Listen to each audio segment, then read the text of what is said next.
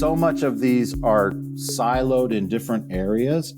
That's what we really wanted to try to help the companies realize, that in the economic development community, we're together. Just pick one of us. We talk back here every week. We'll get you to the right silo. So that's been the big goal. That's the voice of Jason Archer. He works with the St. Louis Economic Development Partnership, and today we're hearing from him about BRE. The partnership won a silver award from IEDC recently for its work in this realm, and today Jason's got the playbook for streamlining these efforts and upping the ante on business retention and expansion. I'm Amanda Ellis, and you're listening to Inside America's Best Cities, a podcast for chamber, economic development, and talent attraction professionals. Learn more about this podcast at livabilitymedia.com. And with that, let's jump in.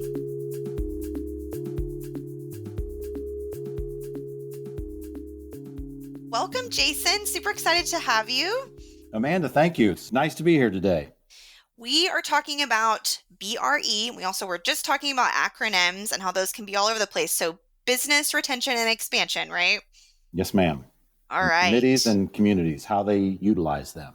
Yes. So you all recently won an award for what you're doing. So we know that most economic development entities do some things in this space, I think. But what really makes yours special? What are you doing that's unique?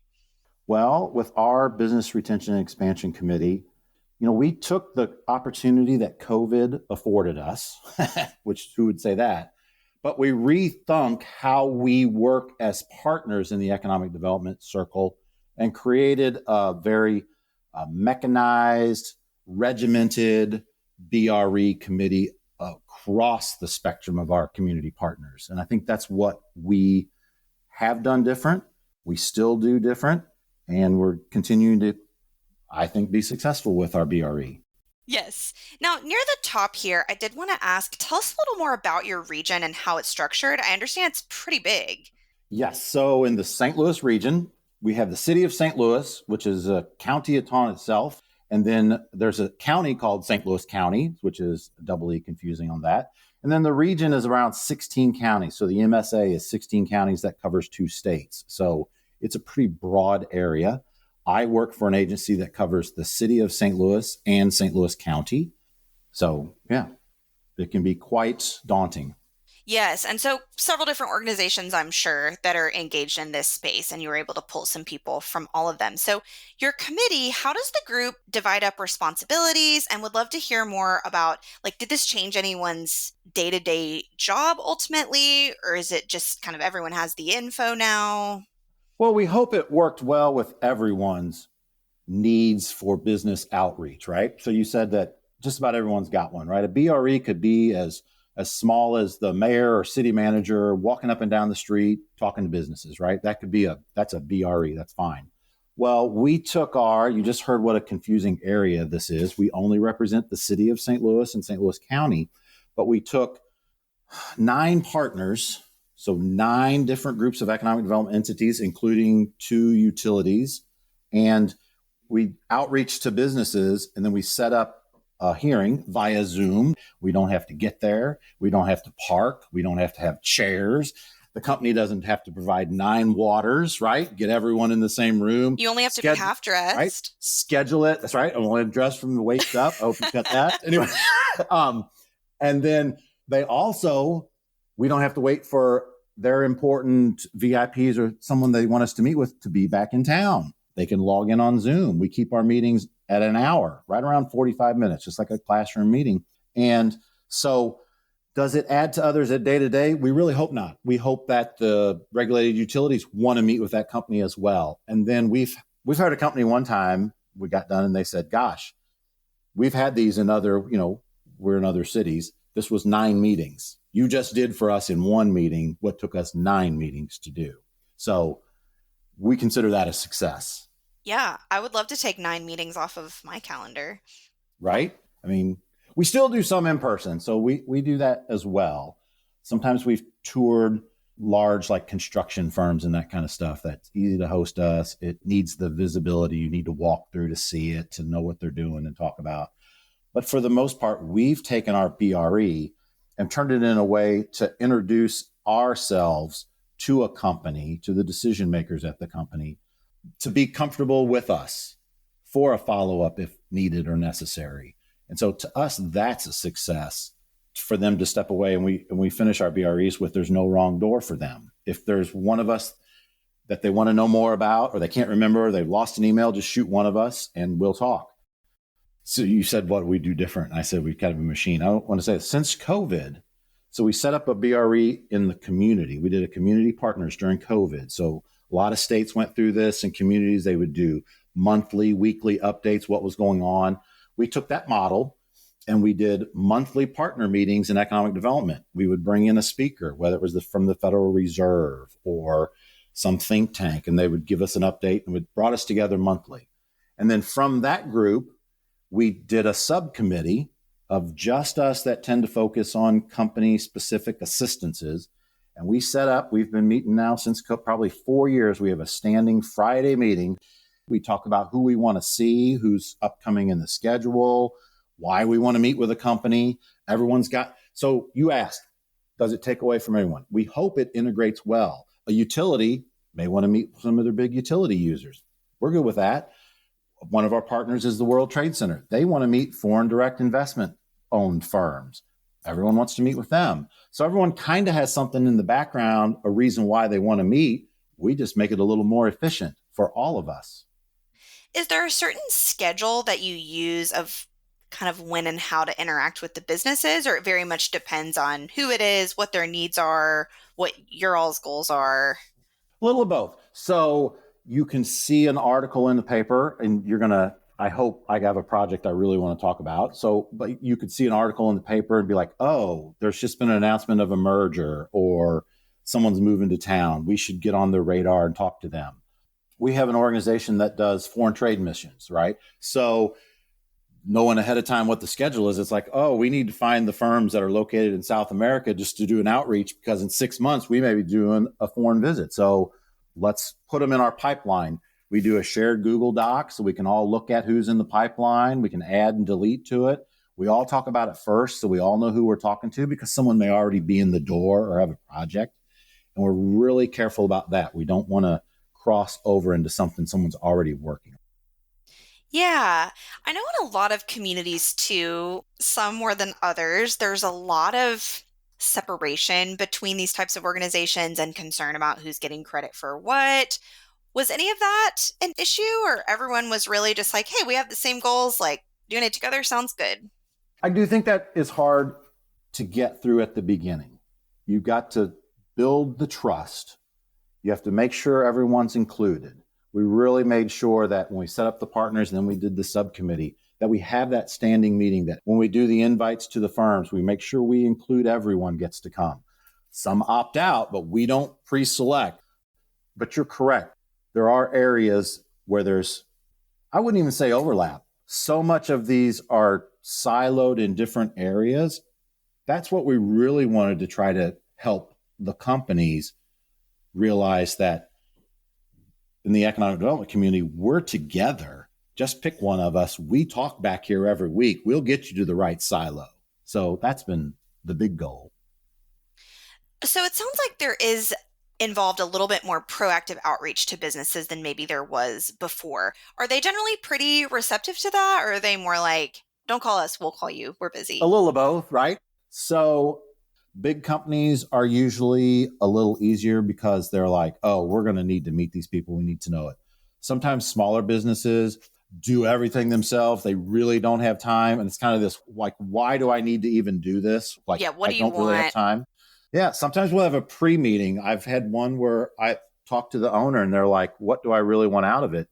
So another thing we do with our BRE is we will shape them for who we're meeting with. And what do I mean by that? Well, our agency happens to be an SBA underwriter for small business loans, right? Well, they're not going to come to Pfizer. Pfizer's on my tongue because we're going to talk a story about them, I hope.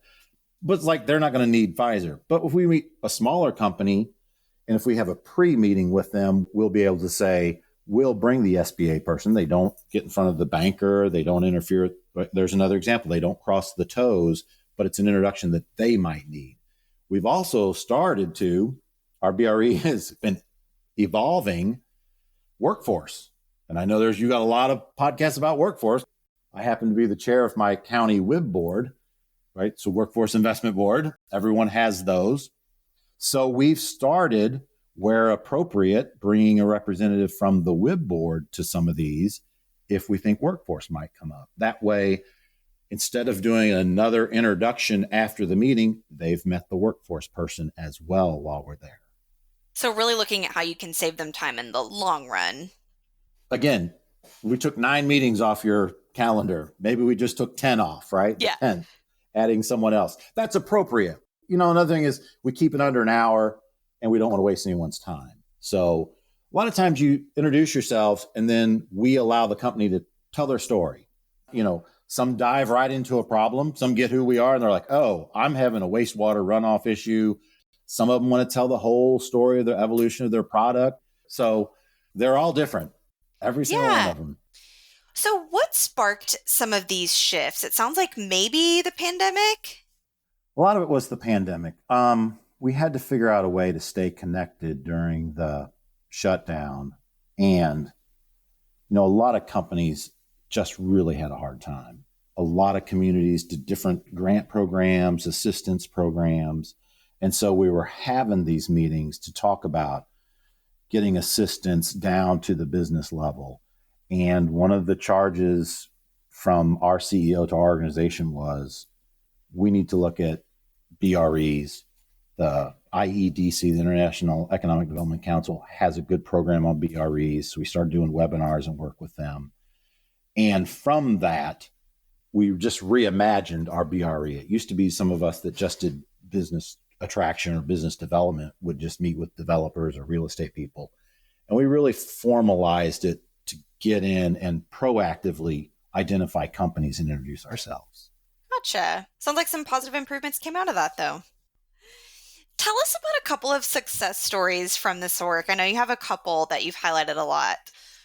Oh, yeah. Well, we have one. So we did an application with IEDC on your BRE. It was, how can it be a competition? But it was a fun story to tell. We had a company called Pfizer in St. Louis. They had done a big research project. I happened to work on that one. And we got a call. I don't want to get the dates right, but it was sort of towards the end of the year. We got a notification from someone I worked with, and they told me, we're going to go dark. There's going to be some spinoffs, and there's going to be some announcements. So we'll let you know when we know, right? Publicly traded company, they can't tell. So we're like, okay, what do we know here? And they have in St. Louis, Meridian Medical Technology, EpiPen manufacturer. They do a lot of work for the military and emergency workers and that kind of stuff. That was what was getting spun off. We get a notification like, hey, there's a press release that's just dropped. Here's your link.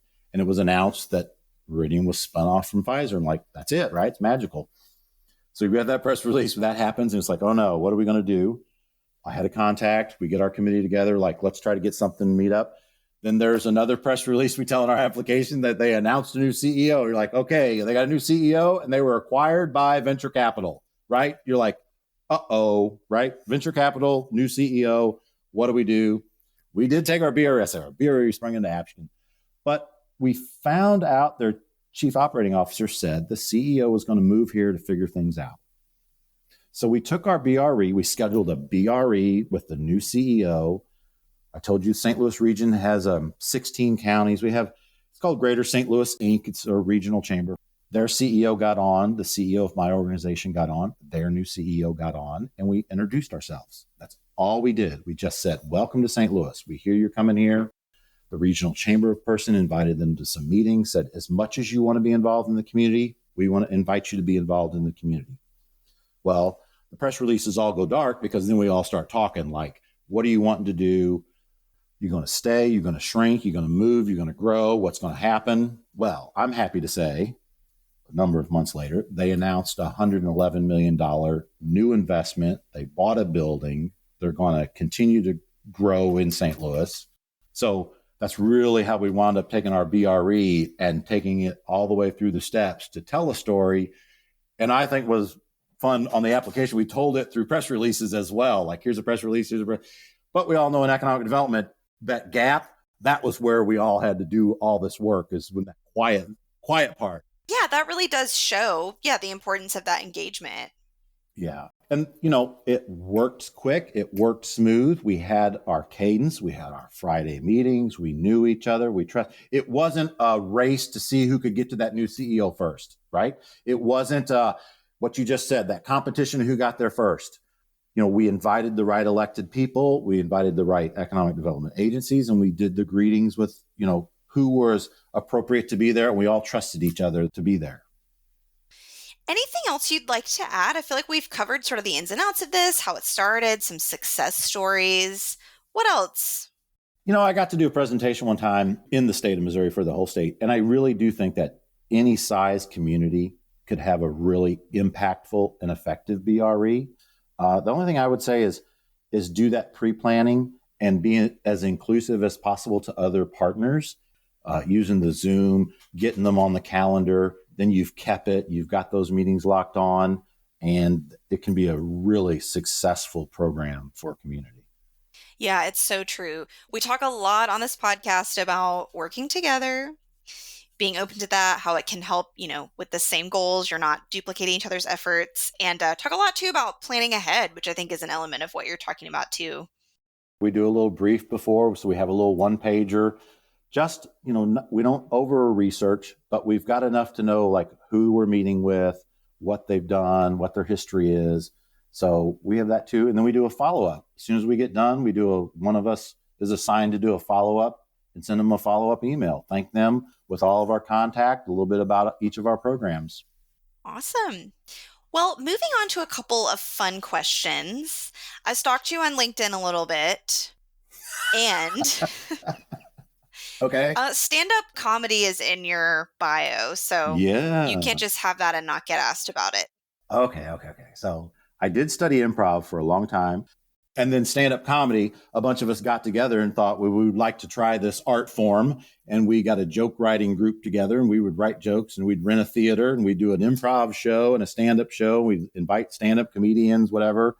And we did shows, and it really taught us to write a beginning, a middle, and end of jokes and comedy sets. And improv teaches you to dive in and take action and support each other. And so it's all worked kind of fun. And yeah, maybe I should take that off my LinkedIn. Do you feel like it's helped you at work, though? I could see how it would help with thinking on your feet. Improv totally does. Improv keeps you in the moment. It keeps you listening. It's not about being funny, really. It's about sitting there and listening to people and reacting and responding to what you've heard and being in the moment. Stand-up comedy just taught me to really be able to think a minute about, it's a setup punchline. What's the most important thing?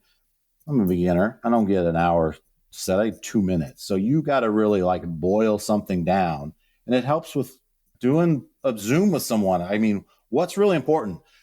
Every BRE, see, that's a callback. Every BRE, you got to listen to who you're talking to and give them the information that's most important to them. I don't need to talk about every program I have if what they need is the parking lot restriped. We can get that done. It's like, that's improv, and that's doing a little stand-up comedy and knowing what your audience wants to hear. Yeah. Well, we always close out. I kind of already asked you a fun question, but we always close out with the same fun question for every guest. And that is, for people who might be visiting your city or your region for the first time, what's like a bucket list fun item that they should be sure to do? Oh gosh, St. Louis is a great sports community. If you like sports, we have sports to do. We do have the Arch. Of course, you got to throw that out in St. Louis. You're close to nature. You're close to an urban core. So you can, I think if someone came here to the bucket list, if I was listening to them, I'd want to know what kind of bucket do they like? What do they want to put in their bucket, right? Do they want to put in some sports fun, or they want to go hiking and going down a river? So a lot of fun options in the community. It's actually pretty high up on a place I would really like to visit. I've passed through kind of around, but not really spent time. But you all have been on we do a top 100 best places to live list every year at Livability. You all have shown up on that a lot. And I know it's like the most free attractions outside of DC, right? The city with the most free things to do. So I used to talk about this about the community. We voted on this, and we all kick in and we pay for our park, our zoo and our forest park, and zoo entry is free. So it's one of the top zoos. So that's because all the residents in the area kick in a sales tax to fund that. Okay. Well, thank you so much, Jason, for spending a few minutes to talk about some serious stuff and some not so serious stuff. We really appreciate it. Amanda, thank you. It was a pleasure.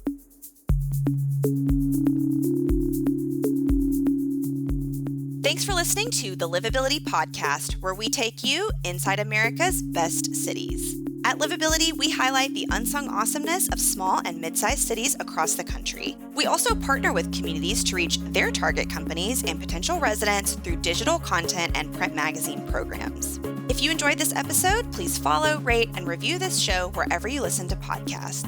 You can also learn more about us at livabilitymedia.com. Have an idea for an upcoming episode? Email me at aellis@livability.com. Until next time, from Livability, I'm Amanda Ellis, sharing the stories of America's most promising places.